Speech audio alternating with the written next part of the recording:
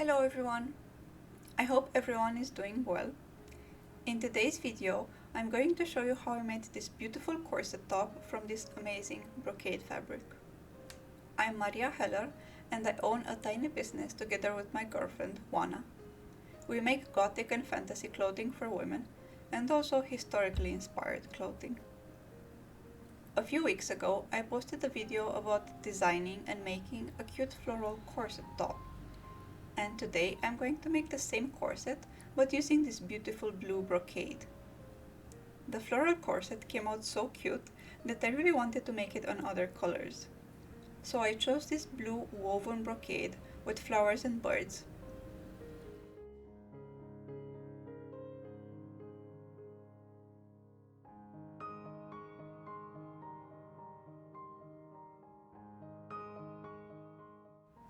The first issue I had to solve was to find a way to see under my pattern so that I could select which part of the composition I want to feature on each pattern piece. So I made a negative of my pattern using a cardboard box. I wasn't trying to make the print symmetrical left side to right side of the corset, but rather make sure to feature a full bird on one of the sides, while also trying to minimize fabric waste as much as possible.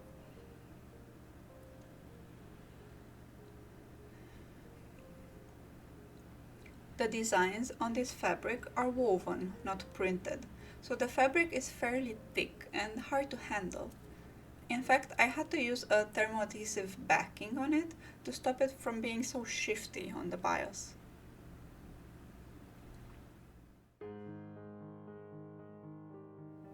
Here, Oana is making the adjustable side pieces of the corset. I explain all about this adjustable side system in the video of the floral stays. But in short, we're making many loops out of ribbon for lacing to go through. I created the first design using these adjustable side panels in 2018, and all of the adjustable dresses in our shop have this system.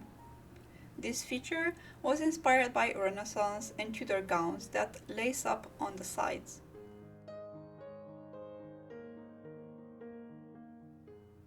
I started this business as a part-time job on Etsy in 2016. 2 years down the line, my girlfriend joined me as a partner in the business, and we started working together full-time from home. We're both completely self-taught, and we don't have employees. Everything in our shop is made by just the two of us.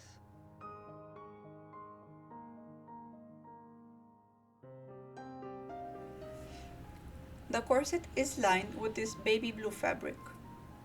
The side panels, as well as the straps, are sewn between the fashion fabric and the lining. Oana is sewing the back of the corset here. Here you can see Oana sliding the straps of the corset in between the brocades and the lining. This is the back of the corset. She's doing the same with the side panels, securing them in between the two layers of fabric. I have quite a number of dresses in my shop that have these adjustable sides, and I'm very happy with how adjustable they are and how well they fit on a wide variety of bodies. I introduced the first design like this in 2018. The first was a dress I named Sarabeth. It laces in 3 places, in front and on both sides. But also the shoulder straps adjust in length so you can wear it higher or lower on your chest. In order to turn it inside out, we first have to snip the seam allowances on the curved seams and the corners to make it lay flat.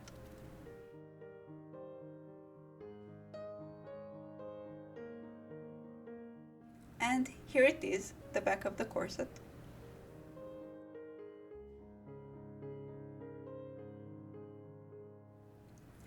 Now we're making the front of the corset, if Aki allows it.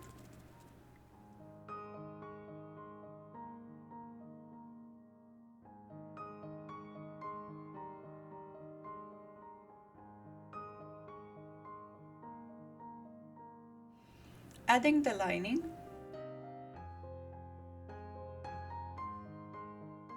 Then the side panel must be slit between the brocade fabric and the lining for the front pieces as well.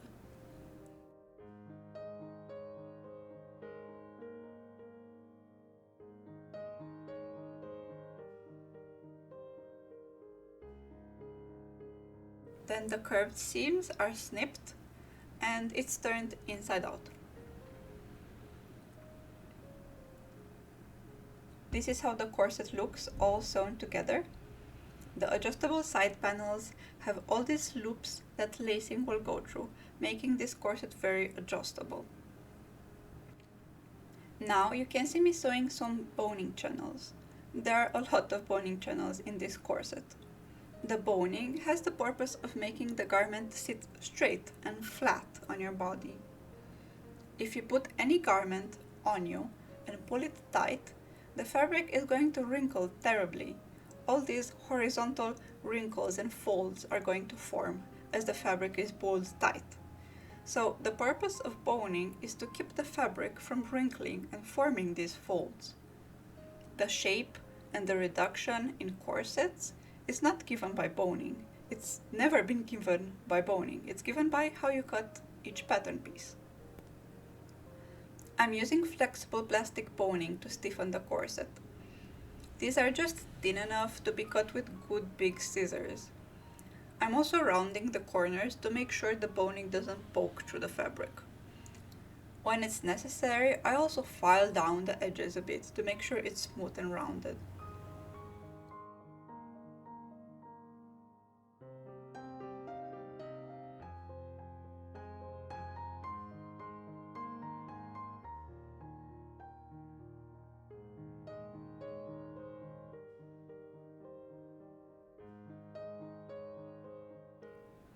The purpose of stays and corsets historically has been for bust support, like a bra, supporting good posture, back support, and to smooth the torso to make the dresses look better, so kind of like Spanx.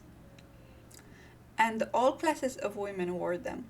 It's only in the late Victorian period that upper class women started using them for waist reduction. And even then, just a small number of people use them for that. I designed this corset myself and I made the pattern also. The style was inspired by 18th century stays, but I simplified the pattern to make it more wearable with modern clothes, like pants.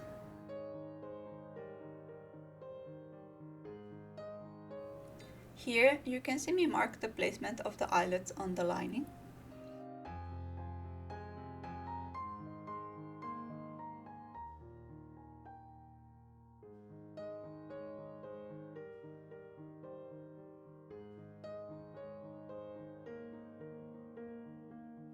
And then adding the eyelets.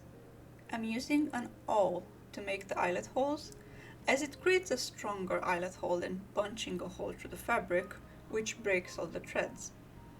The awl just shifts the threads apart. The awl is pretty hard to use though, especially since I have 2 layers of fabric, and the brocade has been backed with thermal adhesive fabric to make it stiffer. So making dozens of eyelet holes can be pretty tiring and hard on the hands. In my opinion, there are 2 different aspects to sewing. The cerebral aspect, where I'm making the patterns and I need to be focused and do calculations and measure. And the more repetitive, almost automatic part of sewing, where I'm mostly sewing straight lines at the sewing machine. When I do the brainier part of sewing, I can't watch anything because I need to concentrate. I may listen to music, but while I'm sewing away, I need some entertainment because it's very boring. So I end up watching series, documentaries, movies, YouTube, or listening to audiobooks.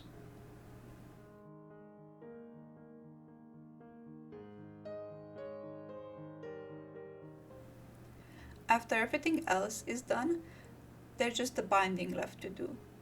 Here you can see me using a wide ribbon to bind the edges of the stays. I'm sewing the corners by hand because trying to put a pin there would not work well since it's so thick, and the sewing machine might not want to sew through it, especially with a pin inside. So I'm just sewing the corners by hand temporarily. Oana and I work together from home, and we only have one room, our bedroom, where we do all our work, making patterns, cutting fabric, sewing, packaging, paperwork, photo and video editing, and so on. So we each have a desk and a sewing machine. When we're both sewing, we watch things separately with headphones so that we can actually hear over the sound of the sewing machines. But we try to time our work so that we both use the sewing machines at the same time, and then we leave other tasks for the end of the day, tasks that don't require us to use the sewing machine, so that we can watch something together or talk. So one I might be ironing something while I make eyelets, and we watch a movie together at the same time. Or I'm making pleats by hand, while Oana is lacing items or packaging them, and we listen to a bit of an audiobook together. So, because I haven't had the chance to say it in this video yet, I just wanted to mention that this design is a corset top, inspired by 18th century stays, but it's definitely a modern garment meant to be worn like a top, and not as an undergarment. It's a fashion corset top that can offer some bust support, but not waist reduction. So here is the finished corset top, but stay a little longer because I have a surprise.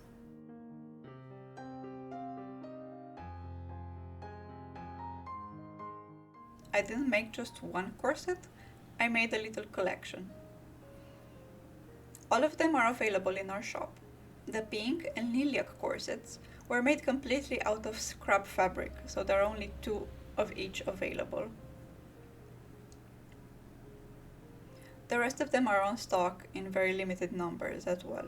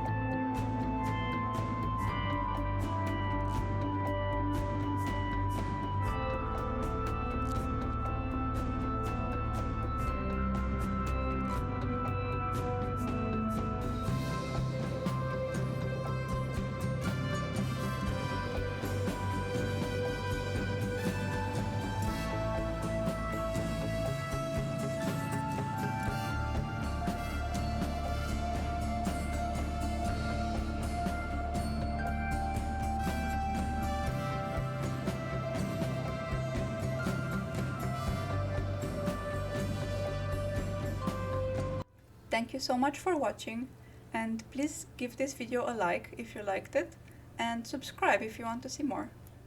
Bye!